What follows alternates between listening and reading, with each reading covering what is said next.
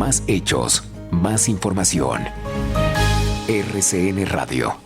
7 de la mañana, 35 minutos. Una de las noticias del día, y la hemos venido reportando desde sus distintos elementos, porque es una noticia que tiene varios elementos. Tiene que ver con la eutanasia de la señora Marta Sepúlveda, que a última hora fue bloqueada por parte de su IPS. Ha intervenido la Superintendencia de Salud pidiendo a la IPS que dé explicación sobre la situación de salud de la señora Marta Sepúlveda. Ha dicho su abogada que lo que han reportado desde la IPS es que la vieron muy bien en la entrevista que concedió al canal Caracol, y que de pronto les mintieron en su estado de salud.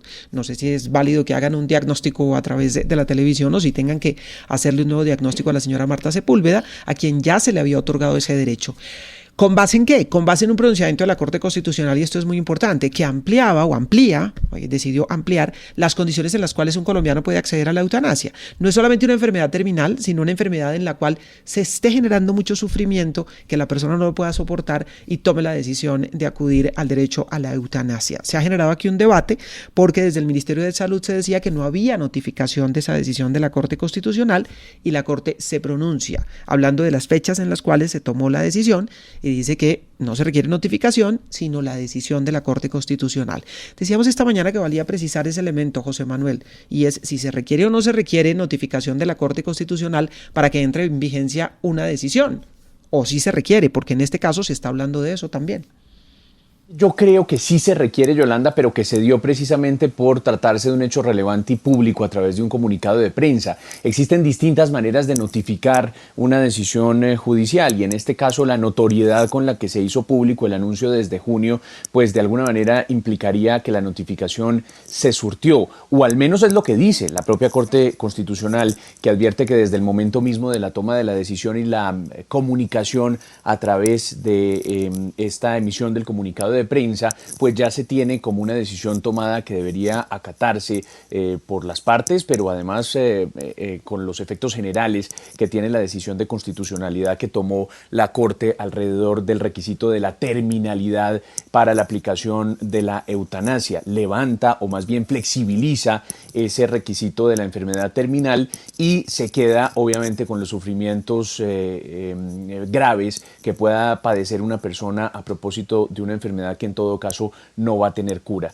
Eso es lo que ha dicho la Corte Constitucional, y eso es lo que yo creo que debería ser acatado rápidamente por el Ministerio de Salud y también por la IPS correspondiente, en este caso el Instituto de Dolor. Ahora bien, Yolanda, también valdría la pena una reflexión para la Corte.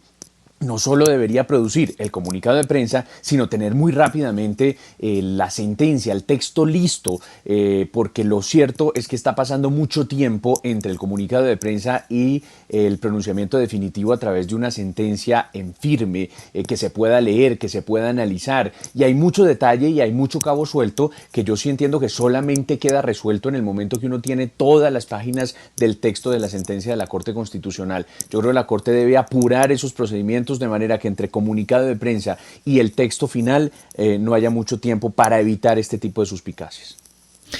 Tenemos en línea precisamente al doctor Freddy Quintero, que es el gerente del Instituto Colombiano del Dolor, y le queremos preguntar a propósito del cambio en la decisión sobre la eutanasia de la señora Sepúlveda. Muchísimas gracias por acompañarnos, doctor Quintero. Buenos días. ¿Doctor Quintero? No, parece que hemos perdido la comunicación. Vamos a tratar de conectar nuevamente al doctor Freddy Quintero, porque es importante lo que nos diga el Instituto Colombiano del Dolor. Son ellos quienes notifican que ya no se autoriza la eutanasia, y queremos conocer sus razones, porque lo que nos ha dicho la abogada es que a ellos les respondieron que la vieron bien en una entrevista que concedió la señora Sepúlveda. Doctor Quintero, ¿nos escucha? Muy buenos días. Buenos días, gracias por atendernos. Es el doctor Freddy Quintero, gerente del Instituto Colombiano del Dolor. ¿Por qué se cambió la decisión en el caso de la señora Sepúlveda? ¿Qué fue lo que pasó?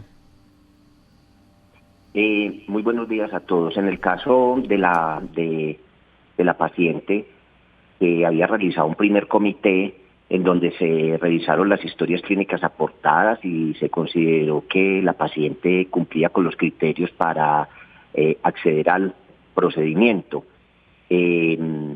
Posteriormente se encontró que habían algunas posibles irregularidades, y esto se llevó a realizar una segunda reunión del comité, no sin antes haber solicitado una evaluación previa por su médico tratante, de tal manera que se tuviera como un estado actual en el cual se encontraba la paciente, y en base a se llevó a una segunda evaluación del comité, donde se encontró que el criterio de terminalidad exigido por la norma no se cumplía. ¿Por qué deciden revisar el caso? Es decir, ¿por qué deciden revisar y cambiar una decisión que ya habían tomado? ¿Cómo se procede en estos casos? Es decir, ¿qué dicen las normas? ¿Se puede tomar una decisión y cambiarla después? ¿Y por qué deciden cambiarla y por qué deciden revisar nuevamente el caso? La evaluación del comité está basado en todas las historias clínicas realizadas a la paciente de manera presencial. Hubo comunicaciones generadas donde se prendió la alerta debido a que la paciente mencionaba que tenía un diagnóstico de enfermedad no terminal. La resolución actual es clara y define que el comité en el artículo 26 numeral 26.6 puede revisar nuevamente el caso, y en este sentido se solicitó una nueva valoración por su neurólogo para determinar la funcionalidad que tenía la paciente, y esto llevó a la nueva evaluación por parte del comité. Doctor Quintero, pero oyéndolo, uno sí puede derivar de sus declaraciones que si la señora Marta Sepúlveda nunca hubiera dado la entrevista a los colegas de Noticias Caracol, pues ustedes habrían seguido adelante. Esa entrevista sí tuvo una incidencia en la determinación que ustedes toman. ¿Y no le parece que al final del día eso es demasiado subjetivo, ver a una persona mejor o peor para entrar a analizar los elementos y reconsiderar una decisión que ya habían tomado? Dentro de las funciones que le atañe al comité es precisamente validar cada uno de los casos, y para este sentido la paciente fue llevada nuevamente a esta valoración. Es claro que nosotros nos tenemos que ceñir por la norma. INCODOL es una institución prestadora de servicios de salud que se rige por la normatividad que da el Ministerio de Salud y la Protección Social, y en este caso tenemos que seguir obviamente la norma actual que rige para estos procedimientos. Señor Quintero, aparte de lo que dice José Manuel con respecto a lo que pudo haber influido la entrevista de Caracol, la doctora Jaramillo, que ha tratado a la señora Sepúlveda, dice que ellos el concepto de enfermedad terminal no lo manejaron precisamente porque el fallo de la Corte amplía la posibilidad de las personas de pedir la eutanasia y no necesariamente está contemplado el hecho de que la enfermedad sea terminal. Entonces, por eso en una primera instancia, seguro entiendo, pues se aceptó que era válida la solicitud y se aceptó que la señora podía serle aplicada la eutanasia. Y esto cambia con este concepto. Y sí me pregunto si no tuvo excesivo peso el hecho de ver a una señora, digamos, alegre porque podía llevar a cabo la muerte como ella la quería, pero no necesariamente alegre porque estuviera bien su estado de salud. Nosotros, primero es importante mencionar que nosotros somos solidarios con la familia, con la paciente, y respetamos la decisión. En la primera evaluación, obviamente cumplía con unos requisitos exigidos por la norma de terminalidad, y esto va muy de la mano con toda la evaluación clínica de la paciente y su estado funcional. Posterior a esta, se hizo una nueva evaluación donde el estado funcional de la paciente no había tenido progresión en los últimos 3 meses y no se cumplía la terminalidad. La nueva sentencia como tal no aplica, dado que todavía el texto no ha sido publicado. Como tal, nosotros nos debemos ceñir a la actual norma que rige, que es la 971. Sí, ahora en la resolución 971 ustedes citan el numeral 26.6, el artículo 26 numeral 6. Le voy a leer lo que dice el artículo. suspender el trámite de la solicitud y el procedimiento eutanásico en caso de detectar alguna irregularidad y poner en conocimiento de las autoridades competentes la posible comisión de una falta o de un delito, si a ello hubiera legar. ¿Qué irregularidad detectaron ustedes y ya pusieron en conocimiento de las autoridades competentes la posible comisión de una falta o un delito? No había progresión de la enfermedad, y por eso se llevó la paciente a que se evaluara nuevamente por su médico tratante para definir el estado funcional de la paciente. Ahora, todo lo que se menciona respecto a poner a las autoridades competentes, pues esto en este momento es el análisis de historia clínica y se hace un reporte tal cual del estado funcional que tiene la paciente. Claro, pero le repito la pregunta, ¿qué irregularidad detectaron? La funcionalidad de la paciente estaba bien y no había progresión en los últimos 3 meses. Esto llevó a que se evaluara nuevamente por un neurólogo para que definiera su estado clínico actual. Ahora, otra inquietud, la Superintendencia de Salud también se ha pronunciado y les ha dado a ustedes plazo para que reporten con claridad cuál es el estado de salud de la paciente. ¿Ustedes se comunicaron o la Superintendencia se comunicó con ustedes en qué momento? ¿Antes de que ustedes reversaran la decisión o después de que reversaran la decisión? En ningún momento la Superintendencia se ha comunicado con nosotros por ningún medio. Y entonces este plazo que públicamente se ha conocido, ¿no han tenido ustedes comunicación por parte de la Superintendencia? Estamos esperando que nos llegue la notificación de la información que nos mencionas, pero hasta ahora no hemos tenido comunicación. Importante también, porque se ha hecho público a través de los medios de comunicación, pero ustedes no han tenido de pronto contacto con la Superintendencia de Salud. Por lo que han conocido los medios de comunicación, ¿preparan una información para la Superintendencia de Salud? Nosotros acataremos las recomendaciones del Ministerio y las solicitudes que nos hagan, pues obviamente estaremos atentos a cumplirlo en este orden. Muy bien. Doctor Quintero, atentos entonces a la decisión final y a ver qué pasa con la señora Marta Sepúlveda, si le van a hacer una nueva valoración, que suponemos es lo que viene a partir de ahora. No sé si ya tienen cita o fecha para esa nueva valoración. Dentro de la misma norma también la paciente puede solicitar una nueva valoración en otra institución y ella puede acceder tranquilamente a ella. Esto hace parte de lo que le confiere la norma. Muy bien, doctor Quintero, muchísimas gracias. A ustedes un feliz día. Freddy Quintero es el gerente del Instituto Colombiano del Dolor. Él dice que necesitan una nueva valoración, que eso es lo que consideran, que se requiere una nueva valoración. Me llama la atención que la Superintendencia de Salud no se ha comunicado con ellos.